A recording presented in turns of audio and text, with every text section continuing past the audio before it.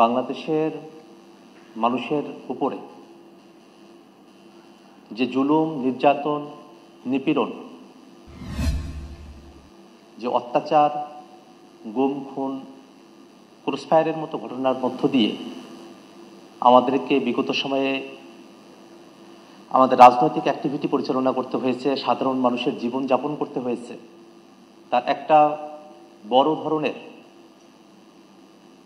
খুবই ভয়াবহতম রূপ আমরা দেখেছি ২৪শে অভ্যুত্থানের সময়কালে।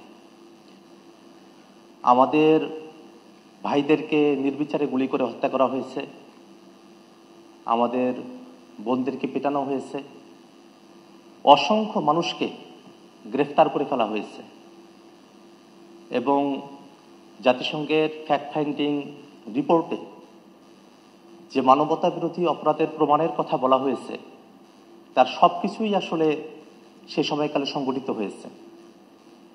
আজকের মূল আলোচনার জায়গা হলো কিভাবে জাতিসংঘের ফ্যাক্ট ফাইন্ডিং রিপোর্টের যে সুপারিশগুলো আছে সেগুলোকে আমরা বাস্তবায়ন করতে পারি। মোটা দাগে জাতিসংঘের রিপোর্টের মধ্যে বাংলাদেশে একটা প্রোফাউন্ড রিফরমেশন দরকার আছে, এই কথাটা সেখানে বলা হয়েছে। বাংলাদেশের রাষ্ট্র কাঠামো এবং বাংলাদেশের সংবিধান, সেখানে যে সাংবিধানিকভাবে একটা বৈষম্যের জায়গা তৈরি করে ফেলা হয়েছিল সেই জায়গা থেকে বেরিয়ে আসার কথা বলা হয়েছে। আমরাও এই কথাটাকে চূড়ান্তভাবে ধারণ করি এবং মনে করি বাংলাদেশ রাষ্ট্রটি অতীতে যে কাঠামোর মধ্য দিয়ে পরিচালিত হয়েছে সেই কাঠামো থেকে বেরিয়ে এসে নতুন বন্দোবস্তের আলোকে নতুন কাঠামোতে আমাদের দেশটি পরিচালনা হওয়া প্রয়োজন। এবং এই কারণেই আমরা আমাদের দলের তরফ থেকে ঐকমত্য কমিশনে সংস্কারের যে প্রস্তাবগুলো আছে সেগুলোর প্রতি আমরা আমাদের সমর্থন ব্যক্ত করেছি। অনেকগুলো জায়গাতেই মৌলিক সংস্কারকে যেন আরও বাস্তবায়নযোগ্য করা যায় সে ব্যাপারে আমরা আমাদের বক্তব্য রেখেছি। এবং আমরা দেখি জাতিসংঘের এই ফ্যাক্ট ফাইন্ডিং রিপোর্টের মধ্যে আমাদের বিচার বিভাগ সেটাকে স্বাধীন করার কথা বলা হয়েছে, যেটা অতীতে আমরা দেখেছি দলীয়ভাবে সেখানে নিয়োগ থেকে শুরু করে নিয়ে যে সরকার ক্ষমতায় ছিল তাদের অনুগত থেকে রায় প্রকাশ করার মতো ঘটনাগুলো সেখানে ঘটেছে। আমরা বাংলাদেশের বিচার বিভাগ স্বাধীন করার ব্যাপারে জাতিসংঘের ফ্যাক্ট ফাইন্ডিং রিপোর্টের যে সুপারিশ সেই সুপারিশকে আমরা সমর্থন করি।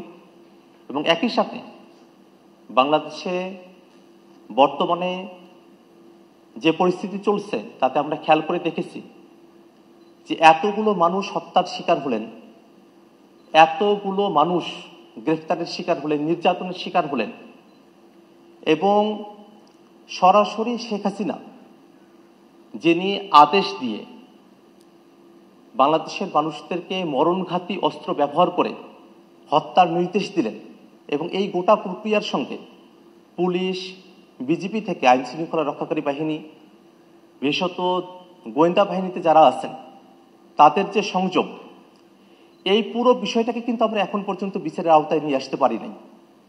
বিচার ব্যবস্থার পুরো জায়গার যে কলেবর আওয়ামী লীগ বা তাদের কিছু দোসরকে আমরা এর সঙ্গে যুক্ত করতে পেরেছি, তাতে মোটা দাগে মনে হয় যে এতগুলো মানুষ যারা অপরাধী, এতগুলো হত্যাকাণ্ড সংঘটিত হলো, তার খুব অল্প কিছু মানুষকেই আমরা আসলে বিচারের কাঠামোর মধ্যে আমরা নিয়ে আসতে পেরেছি।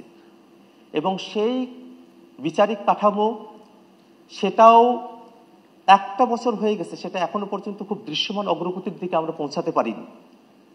এই কারণে আমরা সরকারের কাছে উদাত্ত আহ্বান জানাই, যদি বিচার বিভাগের কলেবরকে আরো বৃদ্ধি করতে হয়, বিচারকে আরো সহজতর করার জন্য, এবং এই বিচার প্রক্রিয়ায় এখনো পর্যন্ত আওয়ামী লীগের যারা এই হত্যাকাণ্ডের সঙ্গে, মানবতা বিরোধী অপরাধের সঙ্গে যুক্ত ছিল তাদের অনেকে হয়তো দেশে বিভিন্ন জায়গায় তারা লুকিয়ে রয়েছেন, তাদেরকে গ্রেফতার করা এবং যারা বিদেশে আছেন তাদেরকে দেশে নিয়ে এসে বিচারের মুখোমুখি করার একটা পদ্ধতি সরকারকে অবশ্যই অনুসন্ধান করতে হবে। এবং অন্তর্বর্তীকালীন সরকারের অন্যতম বড় দায়িত্বের জায়গা, আমাদের যেসব ভাইরা শহীদ হয়েছেন তাদের পরিবার যারা অনেকভাবেই এখন নিগৃহীত অবস্থায় রয়েছেন তাদের জন্য পুনর্বাসন প্রকল্পের ব্যবস্থা করা এবং আমাদের যারা আহত ভাইরা আছেন অনেকে এখনো পর্যন্ত সুষ্ঠু চিকিৎসা ব্যবস্থার মধ্য দিয়ে তারা যেতে পারেন নাই, তাদেরকে যেন পরিপূর্ণভাবে সঠিক চিকিৎসা সরকারের তরফ থেকে প্রদান করা হয়।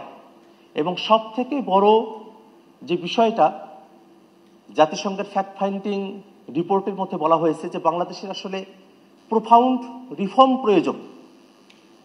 আমাদের আসলে রাষ্ট্র কাঠামোর একেবারে নীতিগত জায়গা থেকে শুরু করে নিয়ে প্রায়োগিক জায়গা প্রত্যেকটা জায়গায় যে সংস্কারের প্রয়োজন সেই সংস্কারের ব্যাপারে এবং যারা গণহত্যায় নানাভাবে যুক্ত থেকেছে বিভিন্ন বাহিনীর এবং আওয়ামী লীগের দোসররা, আওয়ামী লীগের নেতাকর্মীরা, তাদেরকে যথোপযুক্তভাবে বিচারের আওতায় নিয়ে আসার জন্য আমরা সরকারের কাছে সুপারিশ করছি এবং জাতিসংঘ ফ্যাক্ট ফাইন্ডিং রিপোর্ট যারা এই গোটা প্রক্রিয়ার সঙ্গে যুক্ত ছিলেন তাদেরকে নানাবিধভাবে বিতর্কিত করার চেষ্টা করা হয়েছে। আমরা অতীতেও সেই বিতর্কগুলোকে খণ্ডন করার চেষ্টা করেছি, ফ্যাক্ট ফাইন্ডিং রিপোর্টকেই একটা ট্রায়াল আকারে উপস্থাপন করে সেখানে আওয়ামী লীগের কারো বক্তব্য নেওয়া হলো না হলো সেই প্রসঙ্গগুলো নিয়ে আসা হয়েছে। আমরা বস্তুতই মনে করি যে সেগুলো শুধুমাত্রই বিতর্কিত করবার উদ্দেশ্যেই অযাচিতভাবে সেই তর্কগুলো নিয়ে আসা হয়েছে। ফ্যাক্ট ফাইন্ডিং রিপোর্ট সেটা কোনো ট্রায়াল প্রসেস নয়। এখানে যারা ভুক্তভোগী আমরা যারা রয়েছি, আমাদের দেশের মানুষেরা যারা রয়েছেন তাদের সঙ্গে কথা বলে ফ্যাক্ট ফাইন্ডিং রিপোর্ট যেটা তৈরি করা হয়েছে তার আলোকেই বাংলাদেশ সরকার সঠিকভাবে তদন্তের ব্যবস্থা গ্রহণ করে যারা মানবতা বিরোধী অপরাধের সঙ্গে যুক্ত রয়েছিলেন তাদেরকে বিচারের আওতায় নিয়ে আসবে এবং বাংলাদেশ সামনের দিকে স্বৈরাচারী ফেসিবাদী কাঠামো মুক্ত হয়ে সকলের বাংলাদেশ হয়ে উঠবে এই প্রত্যাশায় আমি আমার কথা শেষ করছি। সকলকে ধন্যবাদ। আসসালামু আলাইকুম।